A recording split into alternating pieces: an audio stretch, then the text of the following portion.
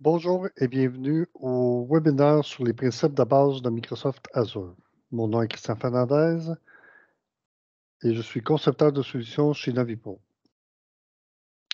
Pour l'agenda d'aujourd'hui, il y a la présentation de l'info nuagique, la présentation des principes de base de Microsoft Azure, décrire le modèle de responsabilité partagée et on va terminer avec la gouvernance financière et de la sécurité.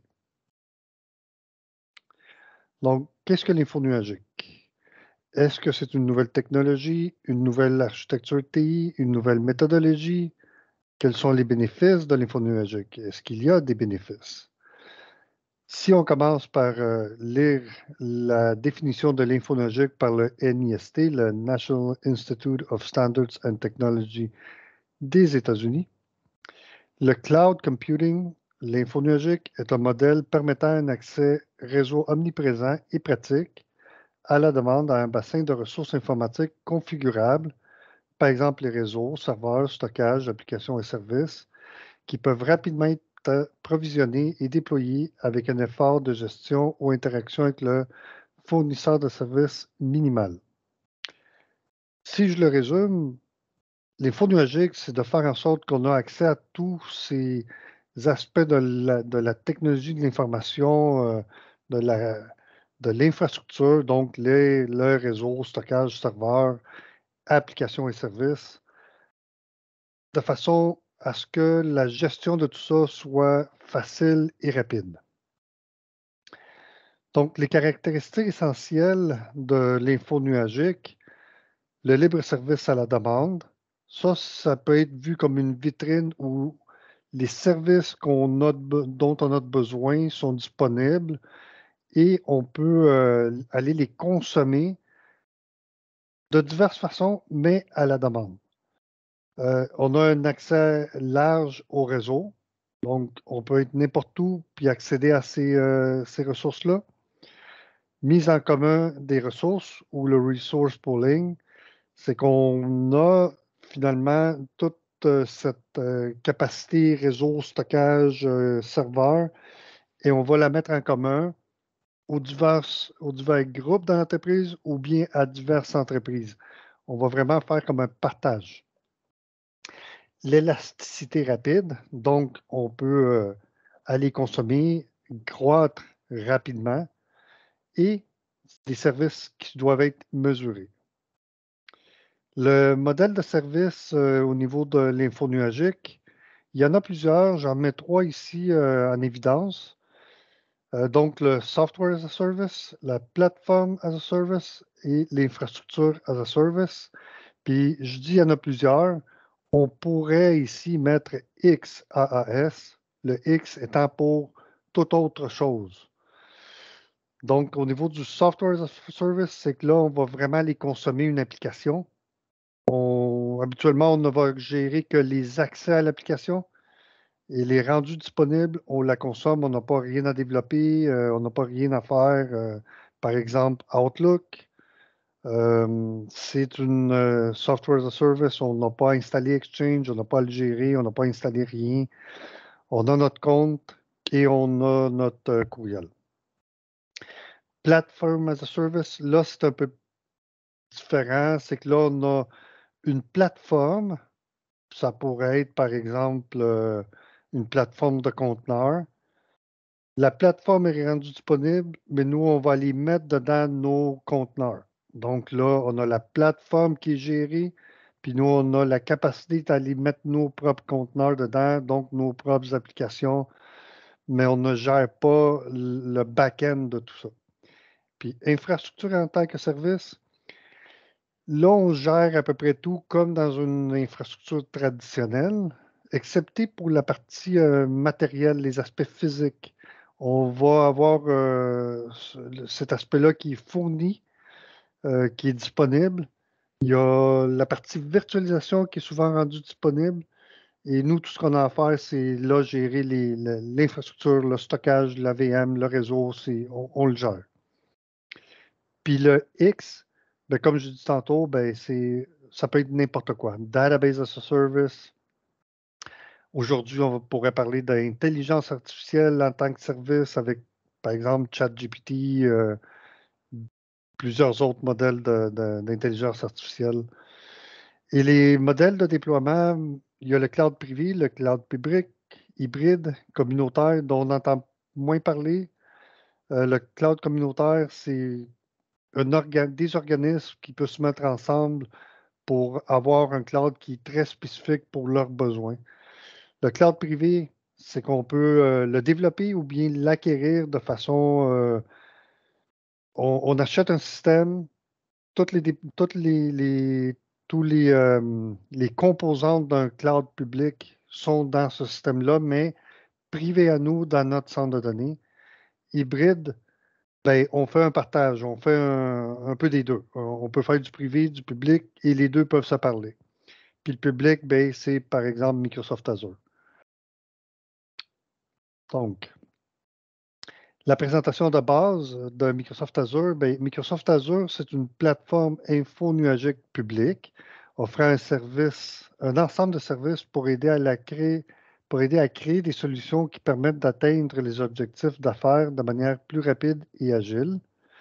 Donc, ici, l'important de retenir, c'est le côté rapidité et agilité, disponible pour un ensemble de services, puis c'est très, très large et c'est très évolutif. Les services Azure prennent en charge tous les aspects du plus simple au plus complexe pour héberger les ressources TI de votre entreprise dans le cloud. Azure prend également en charge l'exécution d'ordinateurs complètement virtualisés, les VM, pour la gestion de vos solutions logicielles personnalisées. Et Azure fournit une myriade de services cloud parmi lesquels le stockage étendu, l'hébergement de bases de données, la gestion centralisée des comptes. Azure offre également de nouvelles fonctionnalités telles que les services axés sur l'intelligence artificielle et le IoT, les Internet des objets, Internet of Things. Donc, comme je disais, Azure, c'est un cloud très versatile qui offre beaucoup de possibilités. C'est un cloud public, mais dans le cloud public, dans ce cloud public-là, on peut faire du cloud hybride à travers des systèmes de Microsoft qu'on peut acheter. On l'amène dans notre système interne, dans notre réseau, notre centre de données, Azure Stack, et on se retrouve à avoir un Azure public, mais dans notre réseau, donc privé. Et si on le joint à travers la connectivité réseau avec le cloud Azure public, ben c'est là qu'on va venir faire un cloud hybride. Euh, oui, c'est ça. Donc, Azure, très, très diversifié. On peut aussi, à travers Azure, aller consommer du plateforme en tant que service, le SaaS, le PaaS, le Database as a Service. Pas à l'infini, mais il y a beaucoup, beaucoup d'options avec Microsoft Azure. Donc, le modèle de responsabilité partagée. Quand on s'en va dans le cloud, il y a une responsabilité partagée à faire et à comprendre. Donc, dans un centre de données corporatif traditionnel, l'entreprise est responsable de la maintenance des espaces physiques, d'assurer la sécurité et de remplacer les équipements désuets ou en cas de bris. Donc, finalement, le centre de données traditionnel, bien évidemment qu'on est responsable complètement de tout, de l'électricité qui rentre dans notre centre de données, la climatisation, la sécurité physique, qui peut accéder au centre de données, comment on le protège, les équipements qui vont dedans, le câblage, la propreté, puis propreté dans un centre de données, c'est très important. Donc, vraiment, l'entreprise doit gérer tous ces aspects-là. Puis, on n'a même pas parlé ici de tout ce qu'on va exécuter en tant que service logiciel, virtuel. Donc, le département TI est responsable de maintenir toute l'infrastructure et les applications nécessaires pour garder le centre de données fonctionnel. Donc, le département TI, c'est encore beaucoup d'équipes.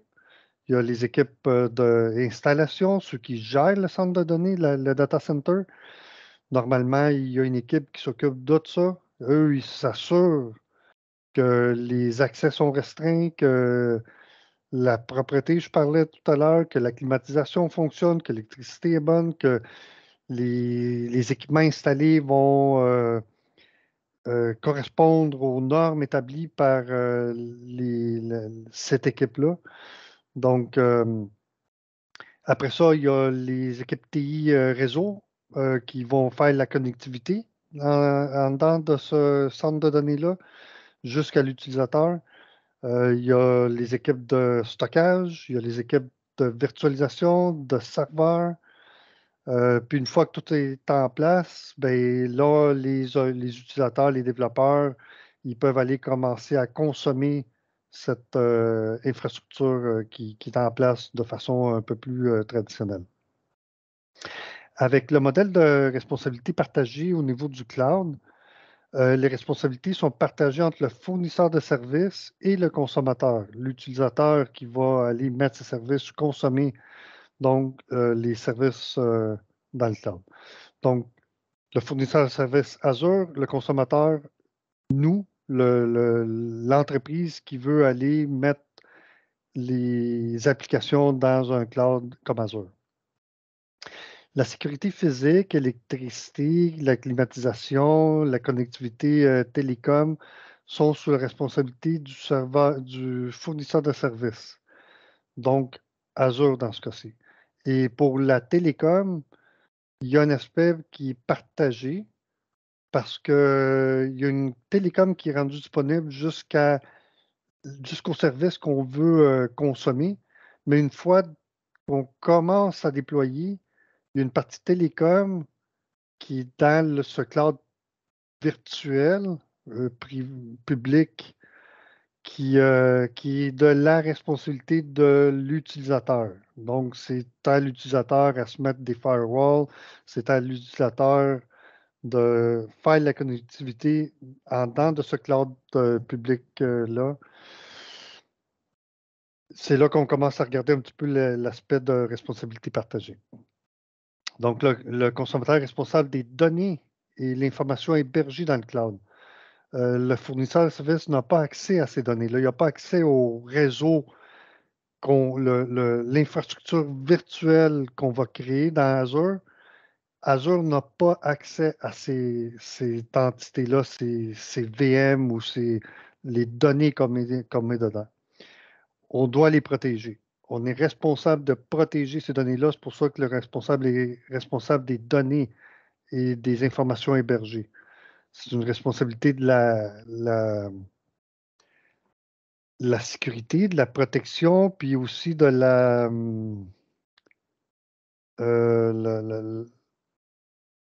que les données soient pas corrompues. Le mot m'échappe, mais il faut que les données soient valides.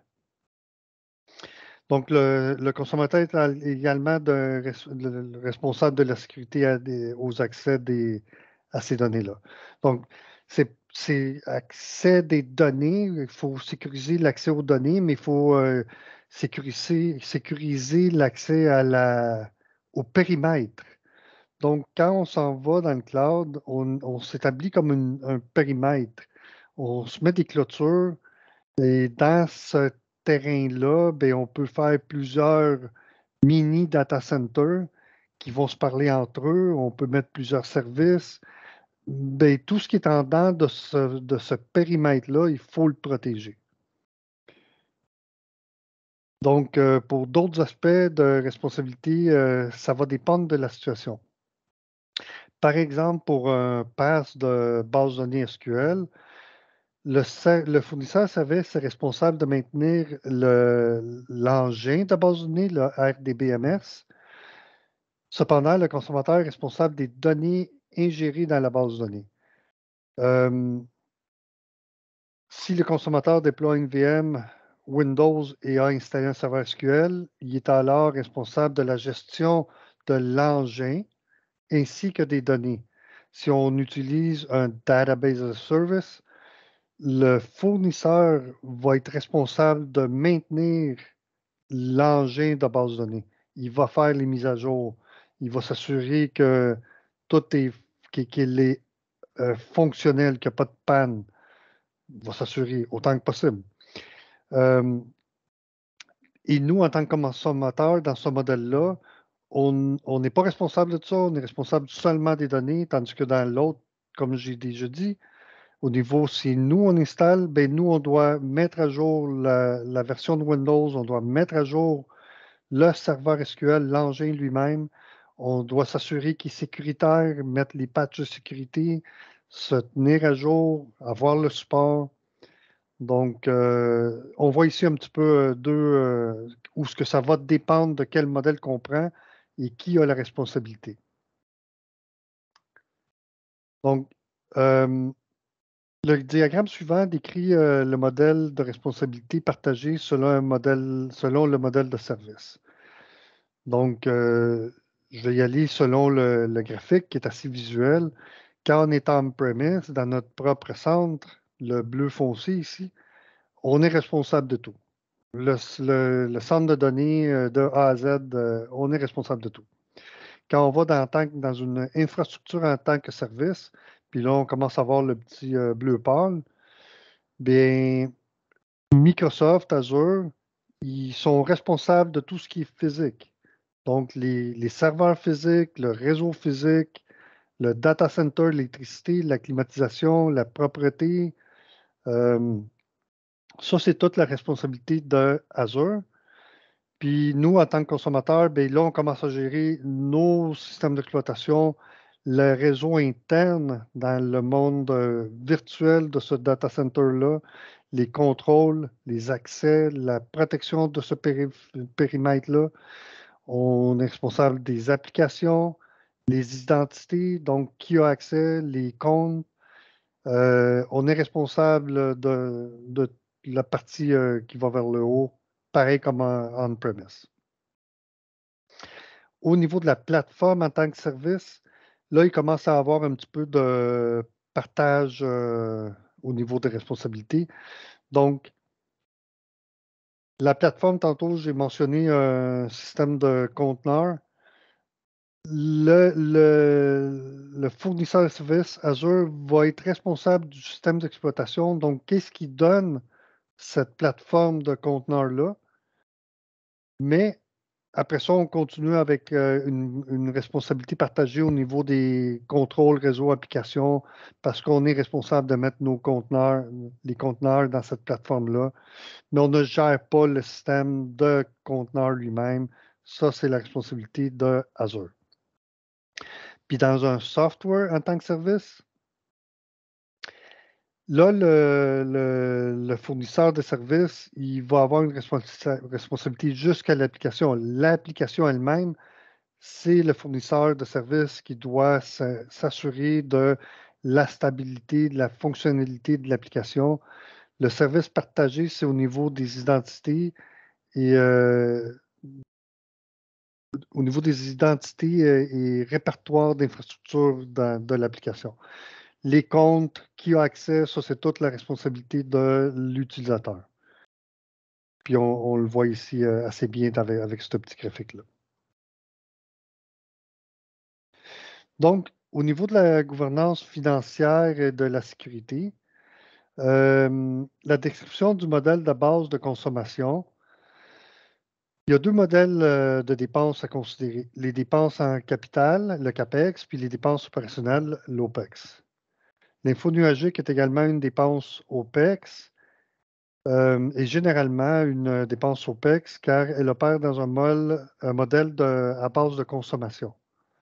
Avec l'info nuagique, on ne paie pas pour l'infrastructure physique, l'électricité, la sécurité ou d'autres aspects associés à la maintenance du centre de données. À la place, on paie pour les ressources TI utilisées. Donc, à base de consommation, on consomme ce qu'on a de besoin. On peut croître, consommer plus, dépenser plus, décroître, donc on consomme moins, on paie moins. Ça nous permet d'ajuster selon le besoin des années où il y a peut-être une baisse au niveau de notre besoin d'infrastructures TI. Si on le prévoit comme il faut, ben, on peut baisser, réduire les coûts. S'il y a une croissance, on augmente, on paye un peu plus, mais on augmente. L'agilité est disponible. C'est généralement OPEX, euh, mais dépendamment des entreprises puis des règles comptables, il y a moyen de capitaliser aussi certains aspects du cloud public. Le modèle à base de consommation a plusieurs bénéfices. Donc, ce modèle à base de consommation, un des avantages bien évidents, c'est qu'on n'a pas à faire des gros investissements dès le début. Si on voudrait mettre un nouveau système en place qui requiert X nombre de serveurs ou de stockage, il faut faire l'acquisition de tout ça, il faut mettre tout ça en place. Ça peut être très dispendieux le jour 1. Tandis qu'avec le modèle à base de consommation, ben, on peut commencer petit, puis on va croître et on peut le payer sur une base de 3-5 ans, dépendamment du modèle qu'on choisit. On n'a pas besoin d'acquérir et gérer de l'infrastructure coûteuse qui ne serait pas utilisée à son plein potentiel, parce que quand on achète, on pense qu'on va consommer ça, mais la réalité fait que peut-être au bout de 3 ans, on a seulement consommé 40 de ce qu'on a acheté. Parce qu'évidemment, au niveau de l'acquisition, on essaie de prévoir pour 3 à 5 ans. Capacité de payer pour plus de ressources au moment où elles sont requises. Donc, l'avantage, effectivement, on y va vraiment avec ce qu'on a de besoin. On ne va pas surdimensionner pour rien. Puis la capacité d'arrêter de payer pour des ressources qui ne sont plus requises. Il y a aussi façon de. On se rend compte qu'on a peut-être allé un petit peu trop optimiste au niveau de ce qu'on avait de besoin, mais on réduit. La gouvernance financière et de la sécurité, ce que je vous montre ici, c'est ce que moi je peux vous dire qui serait comme un gabarit qui pourrait être utilisé en tant que table de matière pour créer sa gouvernance. On pourrait prendre ça, faire notre table de matière qui va être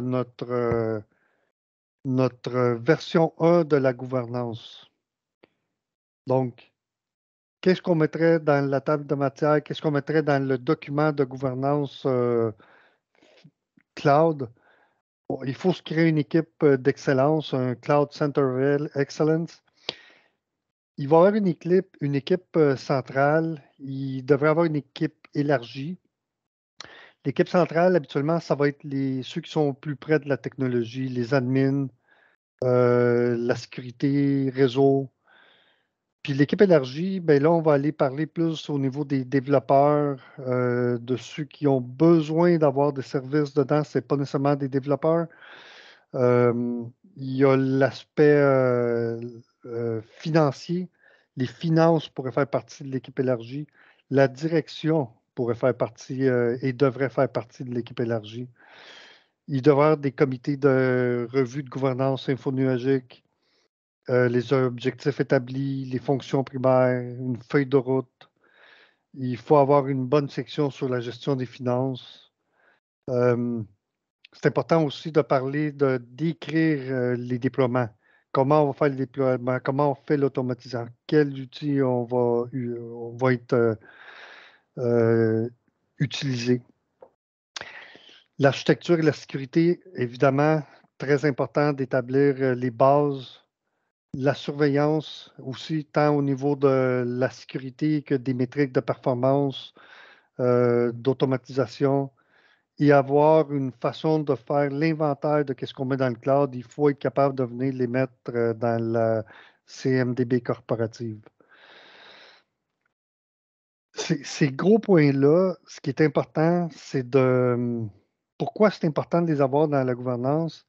C'est parce que si on n'établit pas l'infrastructure sur comment on fait le cloud, on peut le faire de façon un peu désordonnée. Le désordre dans le cloud, c'est vraiment pas une bonne idée. Il faut à tout prix l'éviter. Donc, on s'établit des standards et des façons de faire. Même chose par rapport au déploiement. Ayons autant que possible une façon de déployer et non pas multiples façons et qu'au final, peut-être qu'on n'est pas très automatisé, c'est pas très agile, donc on va à l'encontre de ce que le cloud pourrait nous apporter. La gestion des finances, il y a aussi de l'automatisation à mettre en place là, dans ça, mais c'est très important d'établir une façon de consommer le cloud. On pourrait aller plus en détail, mais évidemment, ce n'est pas le but de ce webinaire. On pourrait faire une session juste sur la gouvernance. Ici, je vous donne juste un exemple d'un rapport qu'on pourrait produire sur la gouvernance financière. Donc, plusieurs directeurs qui ont mis des applications dans le cloud. Ils ont certains directeurs ont une solution, d'autres en ont plusieurs. Donc, il faut leur démontrer combien que chaque directeur consomme, combien que ça coûte à l'entreprise au total. Ces rapports-là doivent être rendus de façon périodique, mensuelle. Il faut faire des réductions de comptes, des réunions. Il faut que les gens se responsabilisent. Euh, Juste un petit aperçu de ce qu'on peut faire, ce qu'on devrait faire pour faire cette visibilité-là. Ce n'est pas juste de donner une facture à finance puis payer la facture. Il faut regarder comment on dépense. Donc, modèle financier pour les VM et services au niveau de Azure Cloud, il y a le pay as you go. On consomme ce qu'on consomme, on paye. Donc, si on utilise beaucoup, on paye beaucoup. Puis ça peut être consommé à l'heure. OK? Donc, après ça, il y a les instances réservées. Donc, au lieu d'être dans le pay as you go, on juge que la ou les VM, ils vont être ouvertes 24 heures sur 24, puis ça travaille tout le temps. Donc, il y a des économies à faire en les transférant à des instances réservées puis en ayant un terme de 1 ou 3 ans. Le dedicated host, là, c'est un peu comme si on est dans du bare metal. On a un host qui est dédié à nous. Il n'est pas partagé avec d'autres entreprises ou quoi que ce soit. Il n'y a pas ce genre de partage-là. Puis il y a d'autres, avec un dedicated host, par exemple, c'est plus facile à capitaliser. Et on peut aussi avoir des termes de 3 ans. Les Azure Spot Instance, ça, c'est un modèle qui est beaucoup plus pour un laboratoire, un petit environnement de dev, de test, parce qu'on va allumer une VM et pas cher et on a beaucoup d'économies, mais cette VM-là, elle pourrait être éteinte si Azure a besoin de la capacité. Donc, on va perdre la disponibilité de la ressource, on va perdre ce qu'il y a dedans. Mais par contre, si j'ai besoin de tester un script, de tester une petite fonctionnalité de quelque chose, ben, je peux partir le spot instance, je fais mon travail, ça dure 1 heure, je l'éteins, j'ai payé pour 1 heure à un prix réduit. Et les plans d'économie, ben, ça, voyez-le un petit peu comme si on s'achète une carte prépayée, donc on a un montant, on se commet qu'on va dépenser X nombre de dollars. Et en faisant ce commitment-là, ben, on a des escomptes aussi sur ce qu'on va consommer dans Azure. Ça aussi, c'est quelque chose qui devrait faire partie de la gouvernance. Puis très important à faire, à mes yeux, à moi, c'est d'établir la hiérarchie. Comment on veut faire notre cloud? Quel genre de structure qu'on va mettre en place par rapport aux différentes équipes, peut-être différentes divisions dans l'entreprise? Est-ce qu'on veut que la production soit avec des structures séparées du développement? Est-ce qu'on veut même peut-être que 2 équipes aient des environnements différents, séparés, parce qu'ils ont des besoins qui sont très différents, puis ils doivent, même entre eux, ne pas se parler? Donc, une structure très importante à mettre en place. Et voilà, c'était pour tout pour moi. Merci de votre attention aujourd'hui. Si vous avez des questions, vous pouvez écrire à l'équipe de marketing de Novipo et ça va nous faire un plaisir de vous répondre. Merci. Bonjour.